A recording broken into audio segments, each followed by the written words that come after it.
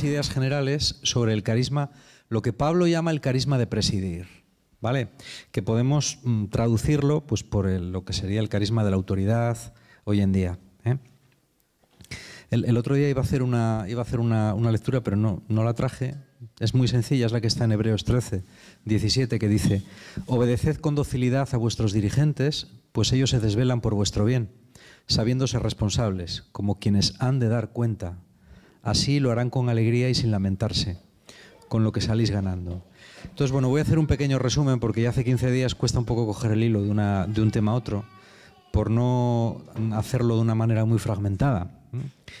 Yo decía el otro día que el carisma de dirigir es uno de los más necesarios, pero no solamente en una comunidad cristiana, en un ambiente cristiano, sino en cualquier sitio. En un equipo de fútbol o en una asociación de vecinos también. Si no hay alguien que esté al frente, las cosas no van bien, las cosas no funcionan. Otra cosa es que esa persona luego lo haga correctamente o no, pero es fundamental que haya alguien al frente, ¿eh? Por eso mencionábamos también la lectura de Proverbios 28, 18. El pueblo sin visión perece. El pueblo, cuando no está bien dirigido, perece, y eso nos pasa a todos. Cuando se vive una situación en la que la dirección de una comunidad, de una familia, de un país no está clara, no es buena, no es eficiente, todo el país se resiente. Siempre pasa así. Da igual a pequeña escala o a gran escala. Pasa lo mismo en un gobierno que en una clase. Tiene que estar claro quién dirige, quién lleva eso y hacia dónde lo lleva, ¿vale? Bueno, voy a retomar así rápidamente algunas de las cosas que decía para enlazar de lo que quiero hablar hoy, ¿eh? El fin primordial de la autoridad es mirar por el bien de las personas.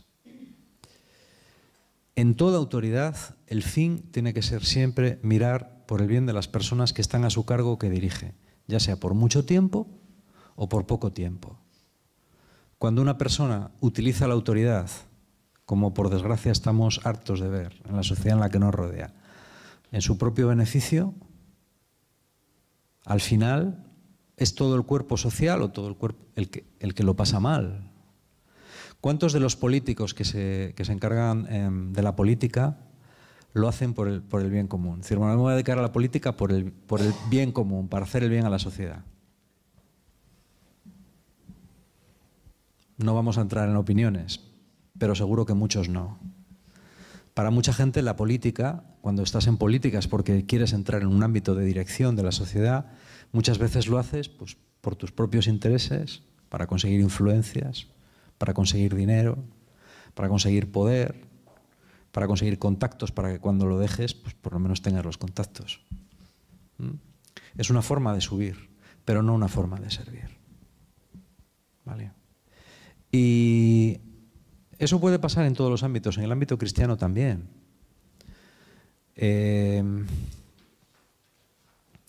Estoy leyendo últimos días estoy leyendo las memorias de el que fue un cardenal inglés, ya está jubilado, Cormac Murphy O'Connor, fue arzobispo y creo primado de Inglaterra.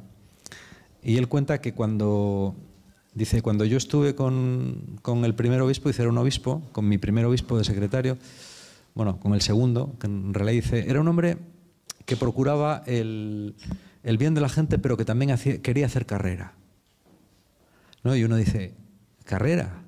¿Cómo se hace carrera en la iglesia? A mí lo de la carrera eclesiástica siempre me ha hecho mucha gracia. ¿Cómo que carrera eclesiástica? ¿Por qué querer ser obispo, querer ser cardenal? ¿Por qué? Uno no entra en la iglesia para hacer carrera de ningún tipo. Entra para servir lo más que pueda.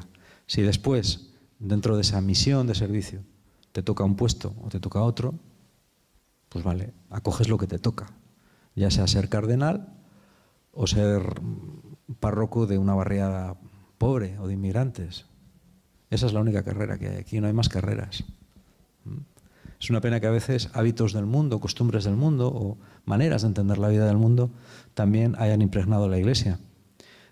Es humano querer subir, querer ser importante. Todos, desde que somos pequeños, queremos ser importantes. Y nos han enseñado a que mandar, dirigir, es ser más importante que cualquier otra cosa. Pero, ¿veis? En todo lo que estamos hablando acerca del reino de Dios, estamos viendo siempre que hay una contraposición, ¿eh? El mundo que nos rodea dice una cosa, pero el reino de Dios dice otra cosa. En el mundo que nos rodea te están diciendo, tú tienes que ser importante. En el reino de Dios te están diciendo, no, tú tienes que ir al último lugar. En la sociedad en la que estamos te están diciendo, tú tienes que conseguir que los demás te sirvan. Pero en el reino de Dios te dicen, no, eres tú el que tiene que servir. En la sociedad en la que estamos, tú tienes que darte a valer. Tienes que demostrar lo que vales, ¿eh? Que te respeten. Pero en el reino de Dios te dicen, no, el que se ensalza será humillado, el que se humilla será ensalzado. No quiere decir que tengas que permitir que te pisen o que te traten mal o que no pidas tus derechos, claro que sí. Pero que no busques sobresalir. Si te toca sobresalir, sobresales. Lo que tienes que buscar es servir, porque aquí el más grande es el que más sirve. ¿Y quién es el que más sirve? Eso no lo sabemos. Pero os digo una cosa, lo sabremos algún día. Lo sabremos algún día. Algún día nos quedará clarísimo quiénes fueron los verdaderamente importantes y quiénes los que no fueron importantes. Los que no fueron importantes. Esta tarde, mientras hacía un poco de deporte, estuve viendo un documental norteamericano sobre la riqueza, sobre los ricos. Y salía uno de los porteros del portal 740 de Park Avenue, de Nueva York. Si alguna vez queréis estar entre lo más, de lo más, de lo más, de lo más, tenéis que conseguir un piso en el número 740 de Park Avenue. Apuntarlo. En ese edificio, es el antiguo edificio Rockefeller, hay pisos de hasta 1.800 metros cuadrados. Los malos tienen 450 y luego los hay que tienen vistas al parque, esos valen más. Y otros quedan al otro lado que valen menos, pero todo el mundo que vive ahí es multimillonario. Absolutamente todo el mundo es multimillonario. Incluso hay comunidades en las que, aunque tengas dinero para comprarte el piso, pueden no dejarte entrar si consideran que no tienes el nivel suficiente. Tú te compras el piso, pero los propietarios te dicen, no, tú aquí no vives, no tienes nivel. Ahí viven algunos de los super mega ricos, ¿no? Y entrevistaban a uno de los bueno, hay conserjes a la puerta que te abren la puerta del coche y tal. Y el tío decía, tienes que conocer a todo el mundo que vive ahí. Tienes que saber las costumbres, las manías que tiene cada uno. Por ejemplo, quién se sienta en el asiento delante del coche, al lado del conductor, quién se sienta detrás. Qué coche tiene cada uno y quién quiere que le abras la puerta y quién no quiere que se la abras. Un error te cuesta el puesto. ¿Así? Y decía este que salía con la voz distorsionada y en sombra, ¿no? Y decía, yo cuando conseguí el puesto, bueno, me puse súper contento porque dije, aunque el salario no sea muy grande, en propinas me voy a forrar. Porque esta gente, todos tienen más de 4 o 5 mil millones de fortuna personal. Dice, pero nadie me daba nada. Una vez, los Koch, dice, son los más tacaños, son dueños de una industria petrolera, 2 hermanos. Dice, uno en Navidad me dio $50. Dice, y en un cheque. Ni siquiera me los dio en efectivo. Dice, no dan nada. Ni te sonríen ni te hablan. Qué curioso, ¿no? Uno aprende mucho con estas cosas porque yo no sé cómo es esa gente. Yo nunca he tenido contacto con gente rica, pero tan rica no. Con gente que vive en ese mundo. Y yo pensaba, esta gente cuando muera, ¿cómo será su experiencia? Tampoco es que me preocupe mucho cuál va a ser su experiencia. Me tiene que preocuparme la mía, la de nadie más. Pero es curioso, ¿no? Porque es hacer exactamente lo contrario de lo que dice el Evangelio. Justo lo contrario. Utilizar el poder pues, para conseguir cada vez pagar menos impuestos. Digo, ¿pero para qué quieren pagar menos impuestos? ¿Qué más te da vivir con 5.000 millones que con 6.000, que con 10.000, que con 20.000? Yo no percibo la diferencia. ¿Qué más da tener 1.000 millones que 20.000? ¿Qué te puedes comprar con 20.000 que no te puedes comprar con 1.000? Yo eso nunca lo he entendido, ¿eh? Por eso nunca he entendido, bueno, este programa que veía decía cómo esta gente crea lobbies importantísimos, que presionan continuamente a congresistas y senadores para que se aprueben leyes que recorten el gasto social y disminuyan a toda costa los impuestos de los más ricos. Y es una cosa que no puedo entender porque digo, ¿pero qué más les da? ¿No? O sea, ¿pero qué más te da pagar más impuestos que menos? Si pues, va a ser cosa de vivir con... O sea, te digo, yo entre vivir con 10.000 millones y con 15.000, yo no puedo concebir la diferencia en el estilo de vida. ¿Por qué luchar tanto por eso? ¿Por qué querer quitar a los más pobres hasta lo poco que tienen? No lo entiendo. De verdad, ¿eh? O sea, intento ponerme en la cabeza de esa gente y pensar, pero no lo consigo. No lo consigo. Ese es el poder que corrompe, ese es el poder que destruye. Esa es la autoridad social, moral y económica que arruina este mundo y que ha provocado la crisis de 2008. Esta misma gente es la que provocó la crisis, que ha destruido millones de empleos a lo largo de todo el mundo, ha destruido millones de familias y provocaron la crisis solo por aumentar su estándar de ganancias 1.000 millones más. Es decir, bueno, pues antes de la crisis tenía 5.000 y ahora tengo 6.000. Vale. Sigo viviendo en el mismo sitio, sigo teniendo los mismos coches, sigo teniendo las mismas casas, sigo teniendo las mismas costumbres y sigo comiendo igual. Pero tengo 1.000 millones más. Nunca los veo, porque el dinero no existe en realidad, pero tengo 1.000 millones más. Me he cargado medio país, pero tengo 1.000 millones más. Insisto en esto porque es la parte negativa del poder y tenemos que ser muy conscientes de ella, porque estamos tan rodeados por ella que nos contamina con mucha facilidad. Y por eso en sitios como este, sitios así raros como este en el que estamos, ¿no? Un poco anticulturales o no sé, intentamos promover unos nuevos valores, que son los valores del reino de Dios. Los valores del reino de Dios son diferentes, no tienen nada que ver. ¿De acuerdo?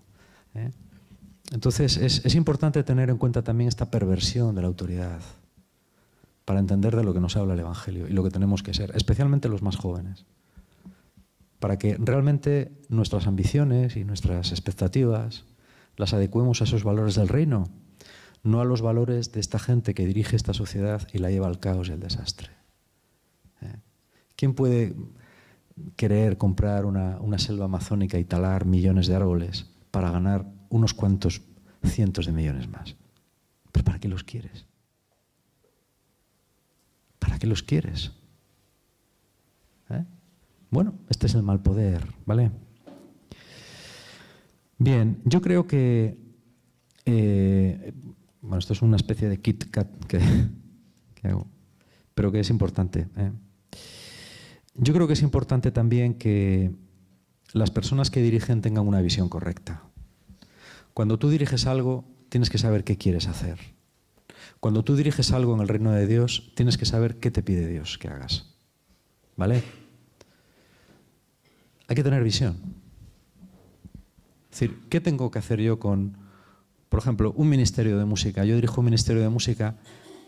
¿Qué me pide Dios que haga en este ministerio de música? ¿Cómo puedo hacer yo que este ministerio de música que yo dirijo haga que el reino de Dios crezca un montón? O yo estoy trabajando en una ONG. ¿Cómo puedo hacer yo que este trabajo en la ONG en la que estoy sea más eficiente y llegue a más personas? ¿Cuáles son las metas que me planteo? O en la familia. Yo tengo unos hijos, tengo esta situación, tengo estas posibilidades o otras posibilidades. ¿Cuál es mi visión para que esta familia mejore? ¿A dónde voy? ¿Qué quiero conseguir? Es importante que sepas dónde vas, porque si no sabes dónde vas a dar palos de ciego. Si tienes una relación con alguien, tienes que plantearte, ¿yo qué quiero de esta relación? ¿Cómo puedo hacer yo para que esta relación sea buena para mí y para la otra persona, para que nos ayude a crecer a ambos? Este punto de la visión es fundamental en la autoridad, pero a muchos niveles, no solo a un nivel grande. Un dirigente tiene que tener claro, ¿a dónde quiero llevar yo este país? ¿Qué quiero yo para este país? ¿Qué metas tengo para este país? ¿Vale? O para esta ciudad, para lo que sea. El carisma de dirigir es muy importante. En el carisma de dirigir es muy importante tener siempre a alguien a quien rendir cuentas. Siempre es importante. Cuando en un partido político se produce corrupción, o cuando en la iglesia se produce corrupción, es porque no hay nadie a quien debas rendir cuentas. O la persona a la que debes rendir cuentas está missing. O debes hacerlo en teoría, pero luego no lo haces. Somos así. Hay que tener mucho cuidado porque el poder que nos rinde cuentas, de alguna manera, es muy fácil de corromper. Cuando no se da cuentas, hay una frase que dice que el poder corrompe y el poder absoluto corrompe absolutamente. Así que hay que tener mucho cuidado. Esta es una cuestión muy importante. Un párroco debe tener a quien dar cuentas, no al obispo, que a lo mejor no le ves en 2 años. Tienes que dar cuenta a tu gente. Un dirigente de una comunidad tiene que dar cuenta a su gente de lo que hace. Y todo así. En el reino de Dios tiene que ser así. Siempre tiene que haber alguien que esté por encima del que está por encima, a quien pueda recurrir. Porque si no, el poder se convierte en absoluto y puede hacer daño a las personas.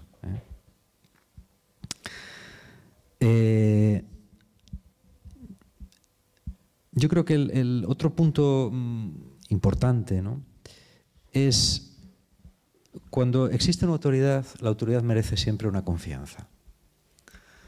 ¿Qué te pasa cuando tienes una autoridad en la que no confías? Bueno, pues yo diría que en el reino de Dios, yo he tenido esa experiencia algunas veces, y otras no, pero algunas veces sí. Sí que me ha tocado obedecer a gente que no la obedecías. Tener en cuenta una cosa. A la autoridad le debemos obediencia y le debemos respeto. La admiración se la tienen que ganar. La admiración hay que ganársela. ¿Vale? Y el amor también. Tú puedes obedecer a alguien pues porque es legítima, una autoridad legítima y está sobre ti y tienes que respetarla y obedecerla en lo que realmente tienes que obedecerla. Pero no tienes por qué admirarla. La admiración ya, esa se la tiene que ganar la persona. Lo que sí es importante es confiar. Yo me he dado cuenta de que es importante confiar en la gente que tienes por encima, sobre todo a nivel espiritual. A mí me ha pasado durante mucho tiempo, me sigue pasando, a veces me cuesta más, a veces me cuesta menos. Pero tener una actitud de confianza, de dar un voto de confianza es muy importante para esa persona y para ti también. Es terrible cuando tienes que dirigir gente que no confía en ti. O que tú notas que no hay confianza en ti. Eso yo no se lo deseo a nadie. Desde luego yo creo que cuando tú percibes que tú estás dirigiendo algo y la gente que está, digamos, bajo tu mando no confía en ti, o te sientas y hablas con ellos, o tomas ciertas decisiones, o yo si no me iría. Me diría, ahí os quedáis. Porque la confianza es fundamental para poder ejercer la autoridad. Por lo menos un cierto grado, ¿vale? Igual que la obediencia. Mirar, en las comunidades hay un problema muy gordo. Yo lo he visto en muchos sitios, en muchas comunidades, sobre todo cristianas y en iglesias. Y es el siguiente. Hay una autoridad. Y esa autoridad es la encargada de proporcionar ciertas cuestiones a las personas que están bajo su mando, por decirlo de alguna manera. Por ejemplo, vamos a imaginarnos un párroco que tiene una parroquia y que organiza pues, las comuniones, las misas, no sé cuánto, la barbacoa de fin de año, el cotillón, un montón de cosas. Sin embargo, y la gente está muy contenta a ese nivel, sin embargo, cuando esa persona manda algo o exige algo, nadie le hace caso. Esto es muy frecuente. Esto es muy frecuente. Esto acaba con cualquiera y en muy poco tiempo. Si cualquiera de nosotros está en esa situación y te pasa esto, lárgate. Lárgate, porque acaba contigo.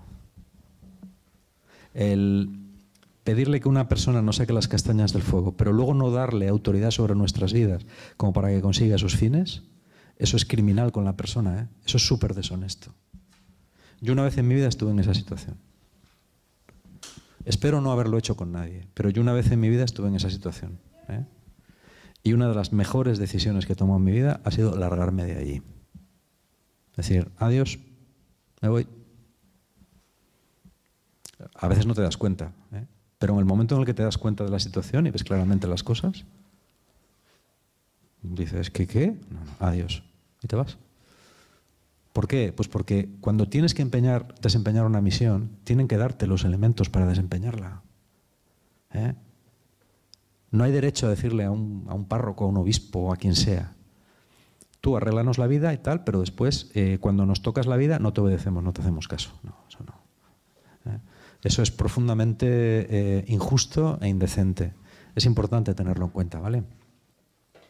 Bueno, el otro día comentábamos, estoy haciendo un poco un resumen de lo que hice el otro día y a la vez metiendo cosas nuevas. La autoridad y la obediencia tienen patologías. El otro día decíamos que hay personas que han sido abusadas por autoridad y les cuesta mucho confiar. Si tus padres no te han dado la seguridad que necesitabas, te va a costar mucho fiarte de nadie.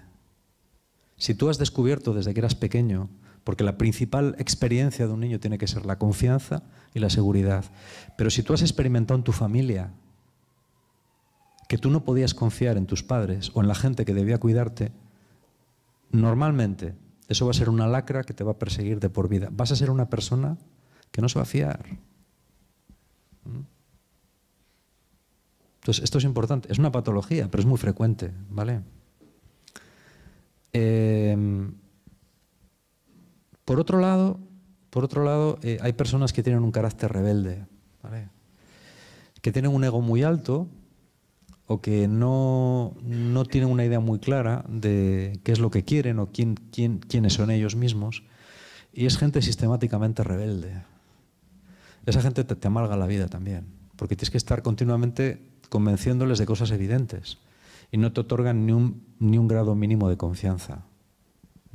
Hay que ser muy paciente, hay que demostrarse muy confiable, pero es duro lidiar con esta gente. Pues con la gente rebelde, con la gente que siempre está sacando punta a todo, con la gente que es tiquismiquis, con la gente que siempre ve problemas, que siempre está criticando, que nunca está contenta, ¿vale? Hay gente que es muy francotiradora. No me refiero a ser individualista. Yo, por ejemplo, soy muy individualista, pero nunca he tenido así grandes problemas, vamos, desde mi juventud con la autoridad. Ni lo sigo teniendo, ¿eh? O sea, quiero decir que... Pero puede ser francotirador en el sentido de que no te casas con nadie. Es decir, hay gente que nunca consigue hacer nada con nadie porque no es capaz de someterse a un proyecto común. Siempre tiene que ir por libre. Esto es otra patología de la autoridad, ¿no? Hablábamos el otro día también de las que obedecen las reglas exteriores exteriormente, pero con el corazón están diciendo que no.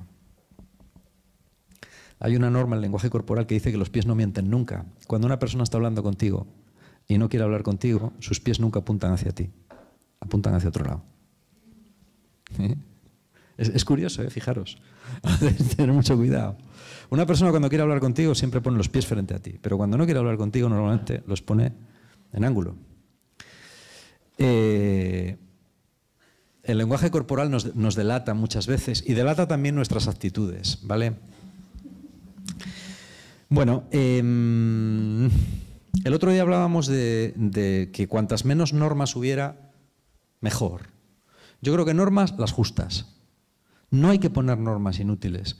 Y a nivel espiritual, menos todavía. Este es un punto que, habiéndolo dicho ya, quiero recalcarlo hoy. Tenemos que poner las normas que la Iglesia pone. No tenemos que poner más. Ya son bastantes las que tenemos. Hay grupos, por ejemplo, que son muy normativos, que les encanta. Yo he estado en comunidades francesas, por ejemplo, en que, madre de Dios, aquello parecía el protocolo del Palacio de Buckingham. Yo siempre cuento una anécdota que una vez en una comunidad me hicieron dar la vuelta a 120 cucharas de postre porque las había puesto, ¿cómo era?, boca arriba y ellos las ponían boca abajo. Me dijeron, no, están mal puestas, ponlas otra vez. Y dije, pero qué chorrada. Bueno, no lo dije, ¿no? Las volví a cambiar. Pero digo, ¿qué cosa? Digo, ¿no tendrán otra cosa mejor en qué pensar? Que en que las cucharillas estén para arriba o para abajo. ¿Vale? Quiero decir que a mí me parecen muy bien los protocolos, me parecen muy bien los ropajes y las historias, pero yo Humildemente pienso que cuantas menos cosas de esas, cuantas menos obligaciones absurdas nos hagamos, mejor. ¿Vale?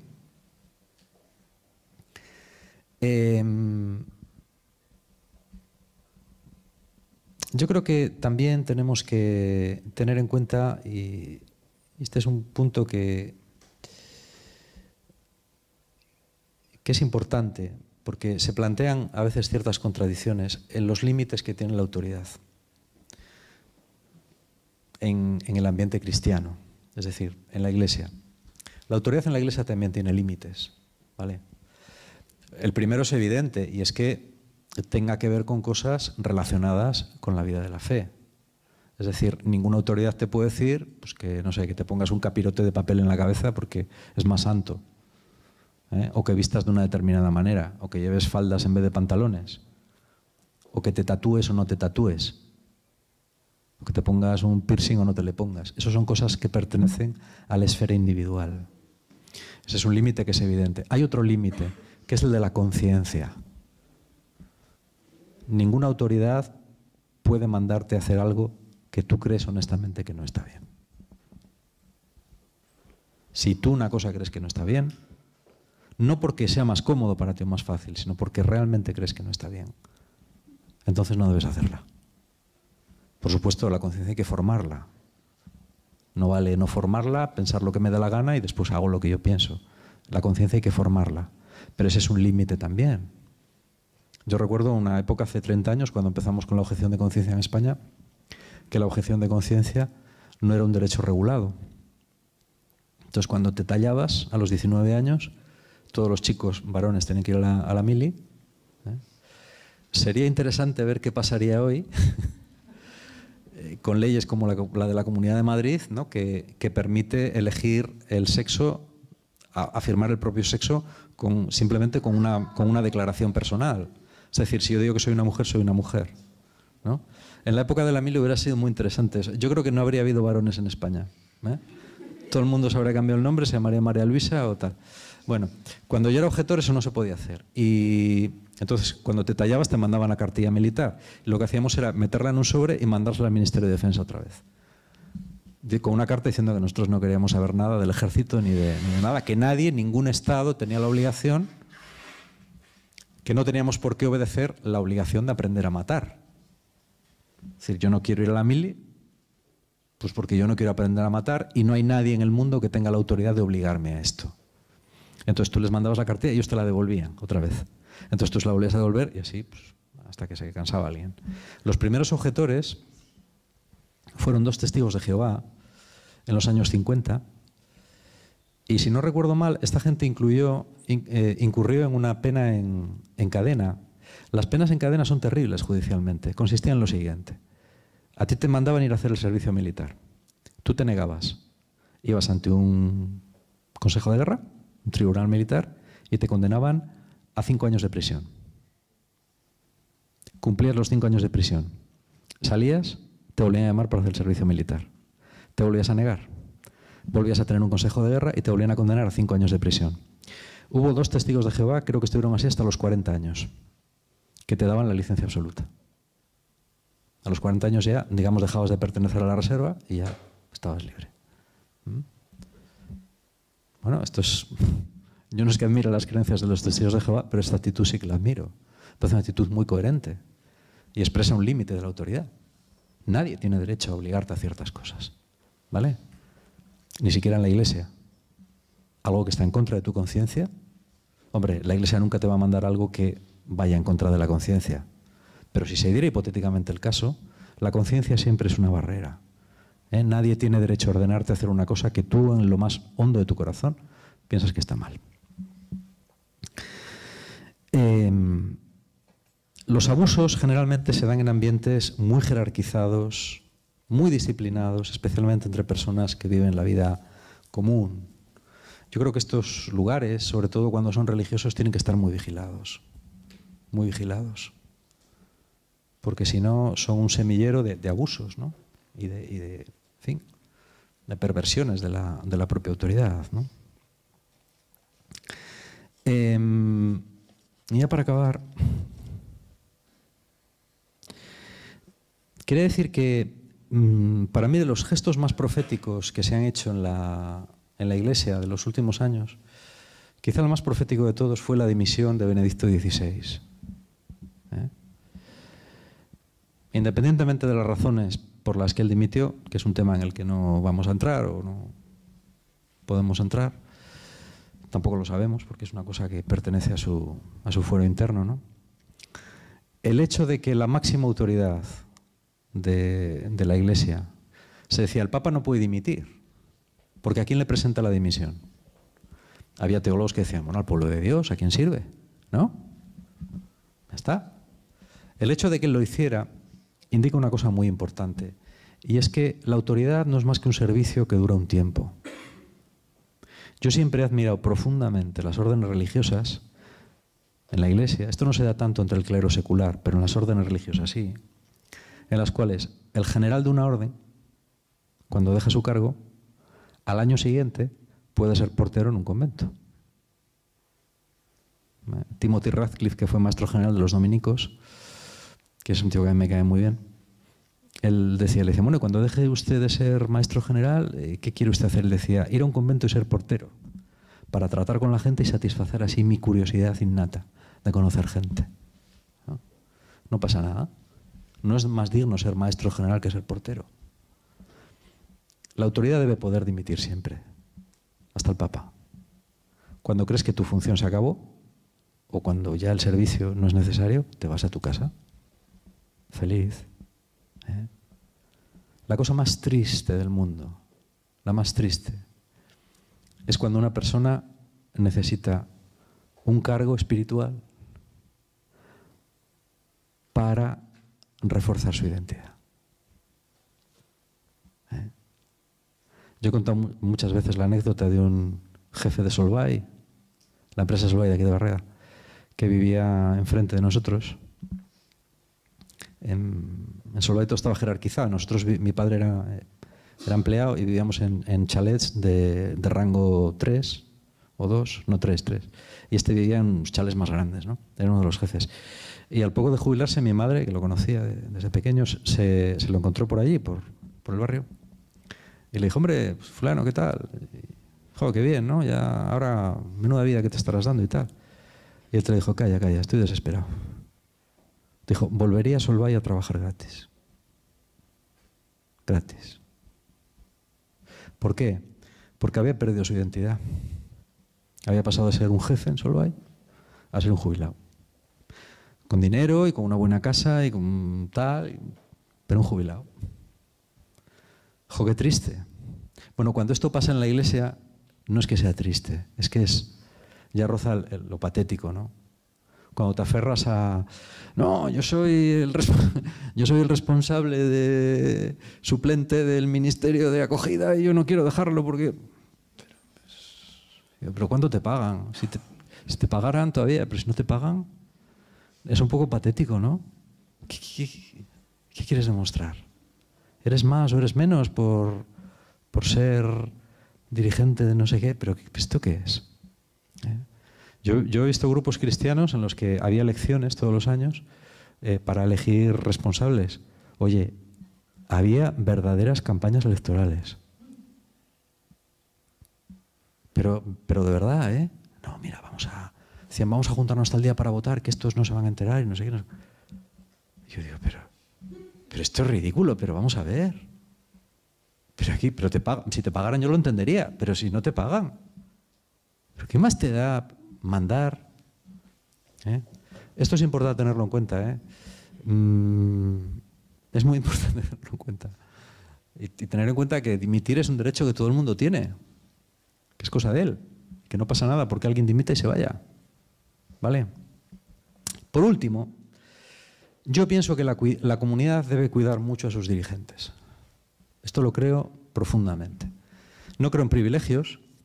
Hubo una época en la que estábamos muy influenciados por las comunidades francesas y yo recuerdo que gente muy bien intencionada, por ejemplo en los retiros, me servían a mí el primero. Sí, me servían siempre la comida a mí el primero, ¿no? Y yo me sentía raro, ¿no? Hasta que ya cuando nos salimos un poco yo pensé, joder, menuda gilipollez es esto, que mira, por Dios, esto es una tontería. Pues si lo hacen esa gente, pues que lo haga. pero no tiene ningún sentido. Otra cosa es que yo creo que los dirigentes necesitan mucho cuidado.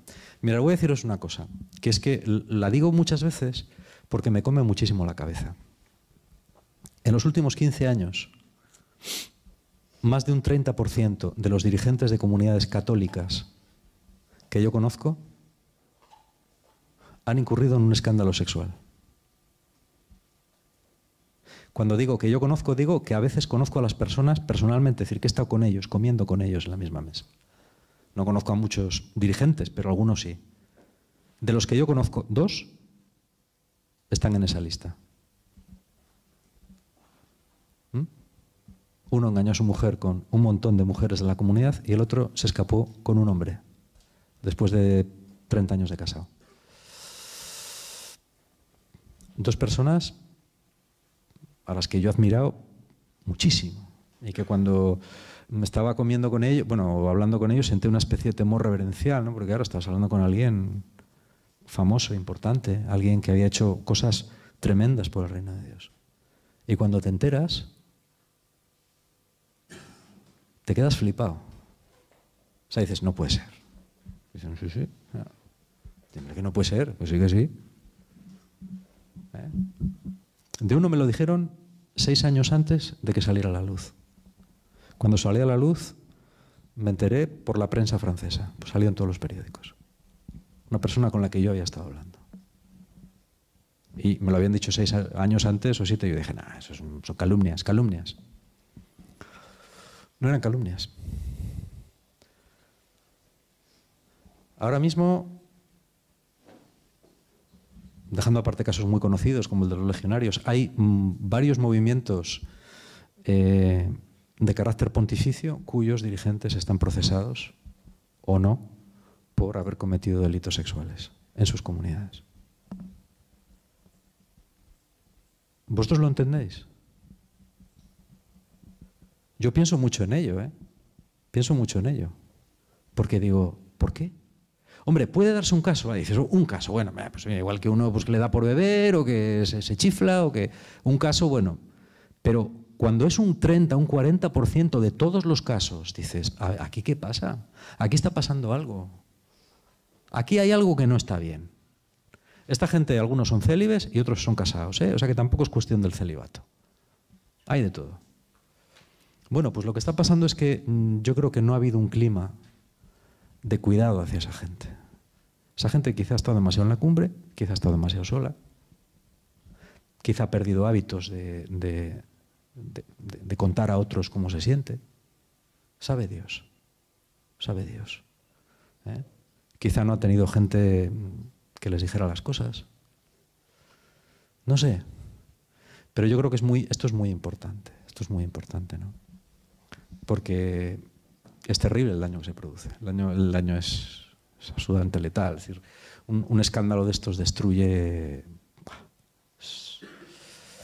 una comunidad entera. Mira, un movimiento tan grande como el de los legionarios de Cristo, ¿no? Es decir, con universidades, por todo el mundo y tal. Y bueno, desde que salió a la luz los escándalos de su fundador, unos están heridos, pero que no levantan el vuelo, ¿eh? Porque puedes decir, bueno, vale, fue él, pero nosotros, oye, ¿qué tenemos que ver? Ya, pero hay algo en la genética que queda dañado. Por eso es muy importante, yo creo que estar cerca de esta gente. Yo, por ejemplo, cuando tengo la oportunidad de estar cerca de algunos obispos, en la medida en la que ellos te dejen, es importante cuidarles, tener detalles con ellos, escucharles, ¿no? Es muy importante. Y a todos los niveles es importante. Yo creo que las comunidades tenemos un deber muy grande hacia los dirigentes, de cuidarles, de escucharles, por la presión que sufren es muy fuerte, es muy fuerte. A veces ves personas que aparentemente son muy fuertes, muy llamativas, pero están hechos puré por dentro. Y eso pasa más frecuentemente de lo que uno imagina, o de lo que uno podría imaginar, ¿vale? Bueno, pues esto es lo que yo quería decir. Se podrían hablar muchas otras cosas, pero básicamente de este difícil tema es lo que podríamos decir, ¿vale? Muy bien.